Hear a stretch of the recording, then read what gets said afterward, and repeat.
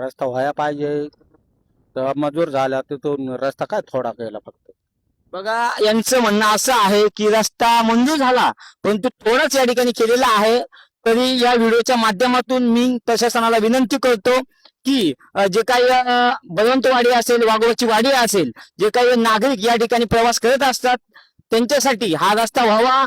कारण रस्ता झाला म्हणजे जो काही सामान्य नागरिक आहे इथली वाहतूक वाढते, भाजीपालावाला जगतो, किराणावाला जगतो आणि हे नागरिक या ठिकाणी मला वाटतं खूप अडचणीचा सामना या ठिकाणी करत आहेत. आपण बघत असाल अतिशय खराब अशी परिस्थिती झालेली आहे.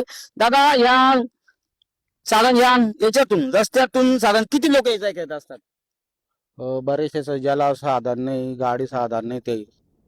आणि हा जर रस्ता झाला तर तुम्ही काय सांगू शकता? म्हणजे आता तो तुम्ही हे करता शासनाकडून रस्ता मजूर तर आहेच. अच्छा, बघा यांचं म्हणणं असं आहे की शासनाकडून रस्ता मंजूर आहे परंतु होत नाही आहे. नक्कीच आपण तुमचा व्हिडिओ या ठिकाणी शासनापर्यंत पोहोचवा. दादा तुमचं नाव काय? काळो हंबीर. बर, या रस्त्यातून म्हणजे किती दिवसापासून प्रवास करत असतात?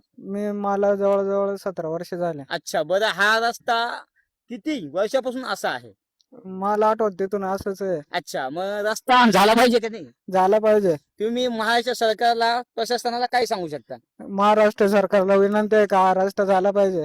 आणि हा रस्ता जर झाला तर तुम्हाला ये जाय सोपं पडेल का? सोपं पडेल.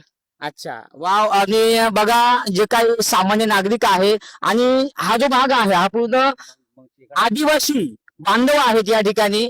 आदिवासी बांधव या ठिकाणी ये जाय करत असतात. अतिशय बिकट परिस्थिती आहे आणि बघा साधारण 2000 लोकांची वस्ती त्या ठिकाणी आहे. तरी आपण अजून काही